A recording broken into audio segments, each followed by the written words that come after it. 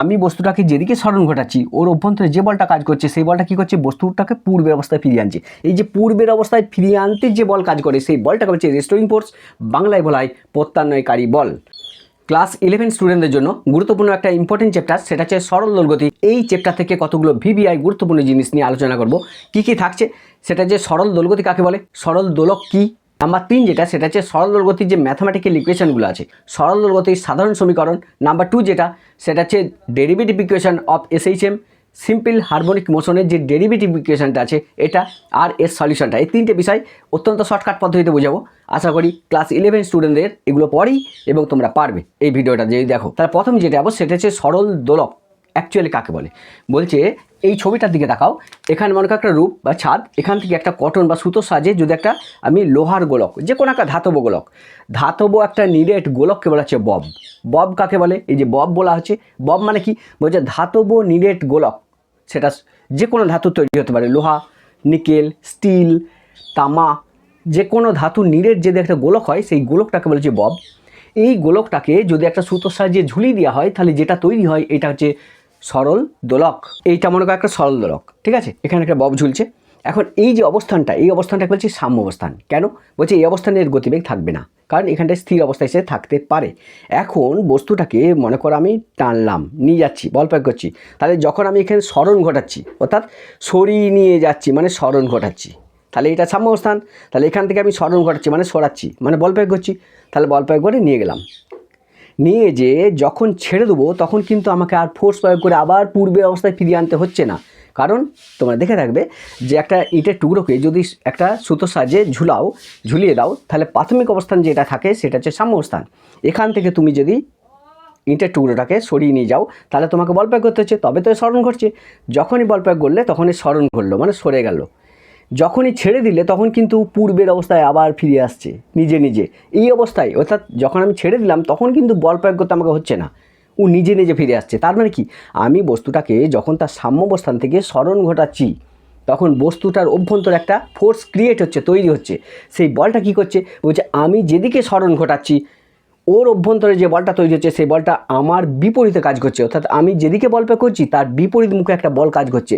সেই বলটা কি হচ্ছে না, বস্তুটাকে আমি যখন ছেড়ে দিলাম তখন আবার নিজে নিজে ফিরে এলো। এই সাম্য অবস্থায় যখন এলো তখন কি হয়েছে, তার গতিবেগ সৃষ্টি হয়ে গেছে। এই গতিজাড্যের জন্য বস্তুটা আবার কি হচ্ছে, সাম্য অবস্থান থেকে আবার সরে যাচ্ছে। তাহলে এইভাবে দুলতে থাকে। এইটা হচ্ছে একটা সরল দোলক। সেই ছবিটার দিকে তাকাও, একটা রূপ বা ছাদ, এখানে কি করছি, সুতোর সাহায্যে একটা ববকে ঝুলিয়েছি। বব মানে কি, ধাতব নিরেট গোলককে বলেছে বব, ঝুলিয়ে দিলাম। তাহলে এই যে সাম্য অবস্থান মানে কি, বলছে যেখানেও স্বাভাবিকভাবে ঝুলতে পারে মানে স্থির অবস্থায় থাকতে পারে, সেই স্থির অবস্থানটাকে বলছি সাম্য অবস্থান।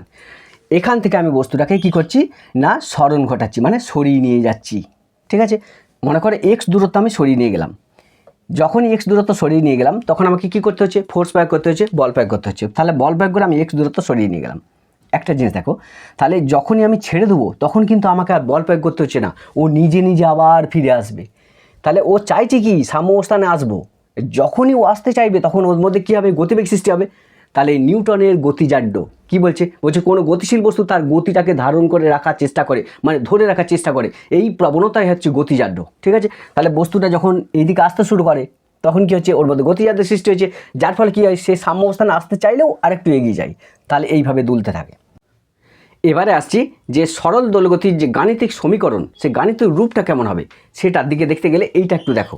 দেখো ববটাকে যদি আমি সামান্য পরিমাণ স্মরণ ঘটাই তাহলে স্মরণ ঘটানোর জন্য আমাকে কী করতে হচ্ছে, বল প্রয়োগ করতে হচ্ছে, তবে তো বস্তুটা সরে যাবে। যখনই ছেড়ে দেবো তখন কিন্তু আমাকে ফোর্স প্রয়োগ করে আর নিয়ে আসতে হলো না। দেখব যে যখন আমি স্মরণ ঘটাচ্ছি তখন বল প্রয়োগ করতে হচ্ছে, অর্থাৎ নিয়ে যাওয়ার সময় বল প্রয়োগ করতে হচ্ছে। যখনই ছেড়ে দিলাম অটোমেটিক সে ফিরে আসছে সাম্য অবস্থানের দিকে। তার মানে কি, বস্তুটাকে আমি যখন সাম্য অবস্থান থেকে স্মরণ ঘটাবো তখন বস্তুর অভ্যন্তরে একটা বল সৃষ্টি হবে, যেই বলটা কি করবে, বস্তুটাকে পূর্বের অবস্থায় ফিরিয়ে আনার জন্য চেষ্টা করবে।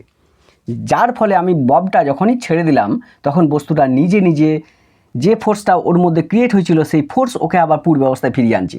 তাহলে বস্তুর অভ্যন্তরে যে ফোর্সটা ক্রিয়েট হচ্ছে সেই বলটাকে বলছে রেস্টোরিং ফোর্স।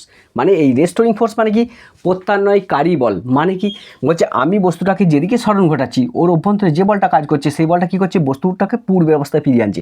এই যে পূর্বের অবস্থায় ফিরিয়ে আনতে যে বল কাজ করে সেই বলটাকে বলছে রেস্টোরিং ফোর্স, বাংলায় বলা হয় প্রত্যান্বয়কারী বল।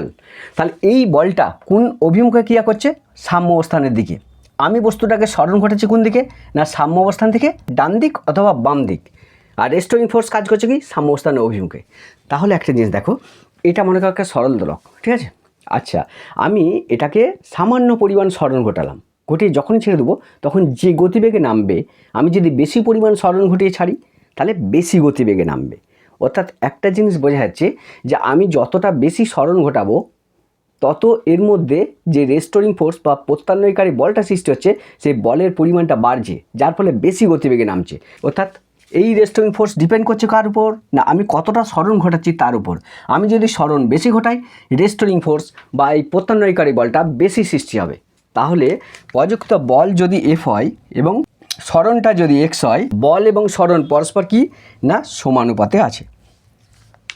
কারণটা, যত বেশি স্মরণ ঘটাবো তত বল বেশি ক্রিয়েট হবে, এই প্রত্যান্বয়কারী বল বা রেস্টোরিং ফোর্সটা। তাহলে স্মরণ বেশি হলে ফোর্সটা বাড়ে। স্মরণ কোন দিকে হচ্ছে না, এই দিকে। তাহলে স্মরণ যদি এই দিকে হয় মানে পজিটিভ দিকে হয়, তাহলে প্রত্যান্বয়কারী বলটা কোন দিকে কাজ করছে, বলছে তুমি যেদিকে সরাচ্ছ তার বিপরীতে কাজ করছে, মানে এই দিকে কাজ করছে। তাহলে এই দিকটা বলের অভিমুখটা কী হবে, নেগেটিভ হবে।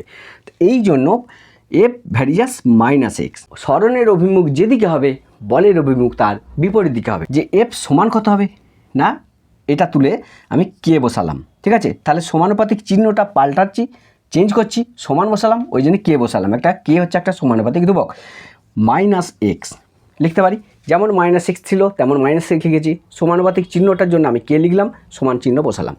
তাহলে এই সমীকরণটা পেলাম। আমরা একটা জিনিস জানি যে এই বস্তুটা, এই যে ববটা, এই ববটার ভর যদি এম হয়, তাহলে এম ভরের ববটা যখন ছেড়ে দেবো, আমি রিমুভ করব, তখন কী হবে, নিজে নিজে নিচের দিকে নামবে। যে ত্বরণে নামছে সেই ত্বরণটা যদি এ হয়, তাহলে নিউটনের সেকেন্ড ল থেকে আমরা একটা সমীকরণ লিখতে পারি যে এফ সমান এম এ, বল সমান কত না ভর ইন্টু ত্বরণ। বিষয়টা ক্লিয়ার হলো। মাস ইন্টু অ্যাক্সিলেশন, তাহলে মাস কার না এই ববটার ভর, সেটা হচ্ছে এম। ত্বরণটা কার না ববটা যে গতিবেগে পড়ছে, মানে প্রথমে গতিবেগ কত ছিল আমি ধরেছিলাম 0, তারপর যখন ছেড়ে দিলাম বস্তুটা নিজে নিজে ফিরে আসছে, মানে কি গতিবেগটা বাড়ছে। আমরা জানি যে টাইম সাপেক্ষে যদি কোনো বস্তুর গতিবেগ বৃদ্ধি পায় তখন তার ত্বরণ হয়, কারণ অ্যাক্সিলেশনের ডেফিনেশন কি বলছে, change of velocity by time that equal acceleration. তাহলে এফের পরিবর্তে আমি কি লিখতে পারি, second law of Newton motion থেকে এফ সমান এম এ। তাহলে এখানে ভ্যালুটা বসাও, তাহলে এফের পরিবর্তে এম এ লিখছি, এম এ সমান কত না কে মাইনাস এক্স। এখান থেকে এর মান বার করো, তাহলে এ সমান কত না কে বাই এম মাইনাস এক্স লিখতে পারি। এই কে বাই এম এইটাকে আমরা ওমেগা স্কোয়ার ধরি, তাহলে কে বাই এম সমান কত না ওমেগা স্কোয়ার।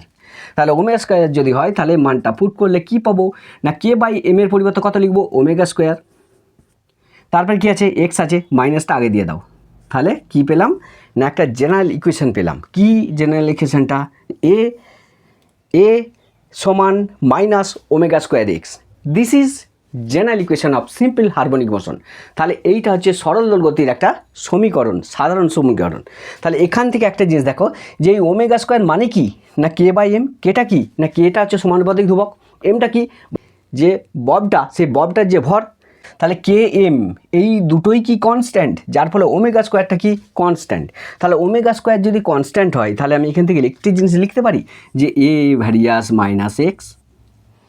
সরল দোলক তো জানলে, সরল দোলগতি কাকে বলে, বলছে সরল দোলগতি যেটাকে বলছে SHM সিম্পল হারমোনিক মোশন। সরল দোলগতি হলো এক বিশেষ ধরনের পর্যাবৃত্ত গতি যেখানে একটা বস্তুকণার ত্বরণ তার সাম্যাবস্থান বা স্থির বিন্দু থেকে সরণের সমানুপাতিক এবং ত্বরণ সরণের বিপরীত অভিমুখী হয়। তাহলে ত্বরণ সরণের সমানুপাতিক এবং ত্বরণের অভিমুখ সরণের বিপরীত।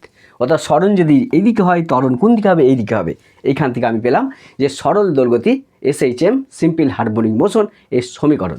তাহলে এইটা হচ্ছে general equation of simple harmonic motion, সরল দোলগতি সমীকরণের এটা সাধারণ রূপ কি এ সমান মাইনাস ওমেগা স্কোয়ার এক্স, যেখানে এ হচ্ছে ত্বরণ, এক্স হচ্ছে সরণ, আর omega square means K by M, এটা হচ্ছে তার সাধারণ রূপ।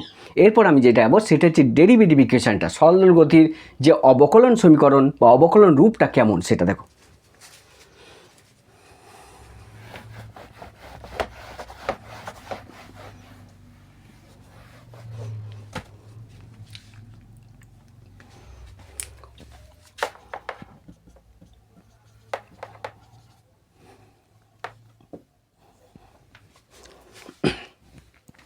তাহলে একটা জিনিস দেখো, সরল দোলগতির যে সাধারণ সমীকরণ তার রূপটা কেমন পেলাম, এ সমান কত মাইনাস ওমেগা স্কোয়ার এক্স, এইটা হচ্ছে সরল দোলগতির সাধারণ সমীকরণ।